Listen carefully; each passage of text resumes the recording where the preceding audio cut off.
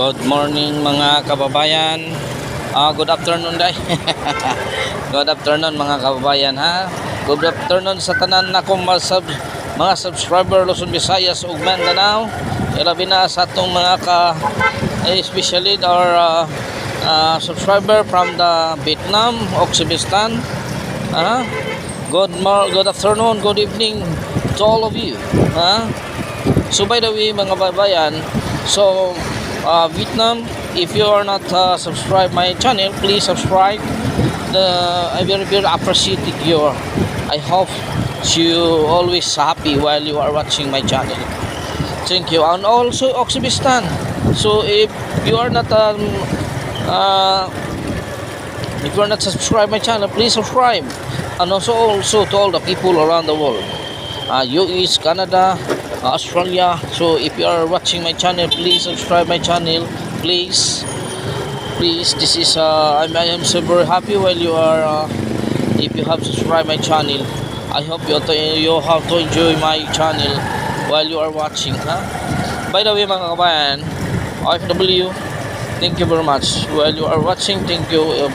I hope you are enjoying my channel.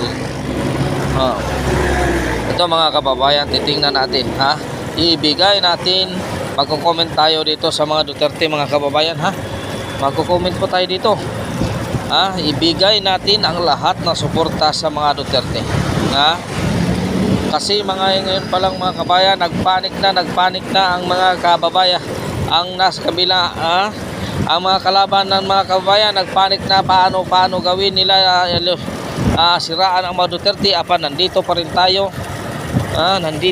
tayo tumindig at ipaglaban ang mga Duterte kasi malaki ang ang naitulong sa atin mga kababayan. Napakalaki. Kung ito ay permanenteng mga kabayan, permanenteng mga Duterte nandyan sa pisto. Kung sasabihin ng isang vlogger dyan ang mga Duterte ay gamaghaman sa gahom, hindi lamang yan mga kabayan, maraming nagtatanong.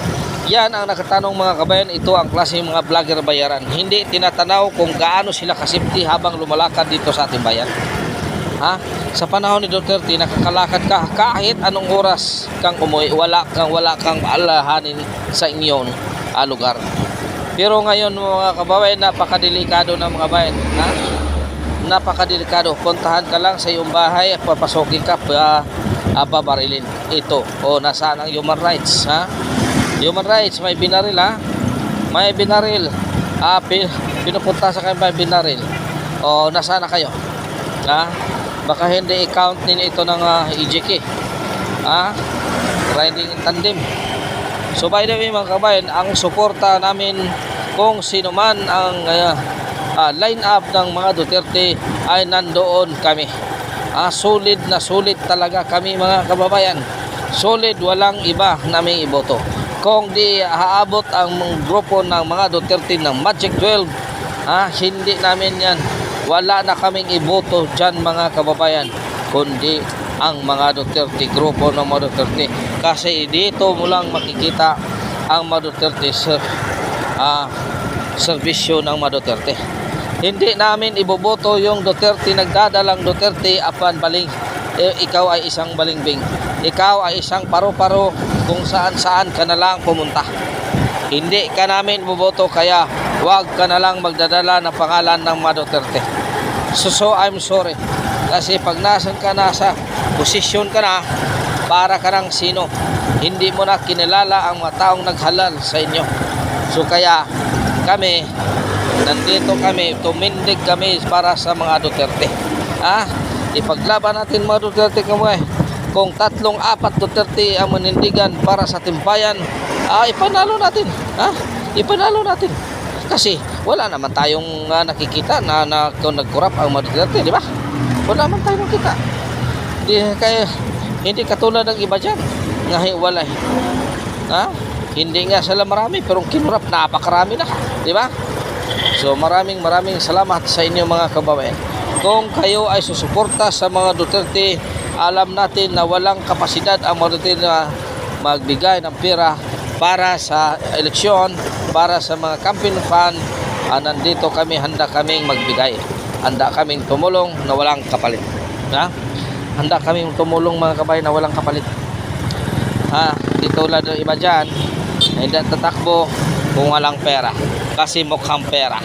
Pero kami mga kabayan, ito ang sa amin lang kung ano ang nasa posisyon mo, kung anong platform mo dapat gawin mo. Yun lang ang sa amin. Hindi yung kung anong plataforma mo pagtapos sa eleksyon, wala nang sinasabi mo. Para lang sa live ba. Luwa mo na. Wala na, hindi na pwede pabalik yan. Kaya kung ano man na dito pa rin, kung anong plano ng Duterte, ang lahat ng suporta namin ay nandyan sa kanila. Solid kami. Solid kung ano ang dinadala ng Duterte. Kung aabot sila ng 10 senador, 10 senador lang ang ibuboto namin. 10 senador lang. Walang makapasok kung sino mang mag-independente dyan. Suliran talaga natin mga kabayan. Isulit natin ang boto nga doon sa mga Duterte. Wala na patumpik-tumpik pa. Wala na patumpik-tumpik pa. Todo natin na suporta sa mga Duterte. Titingnan natin ang mga dilawan yan. Kasi pinagsama na.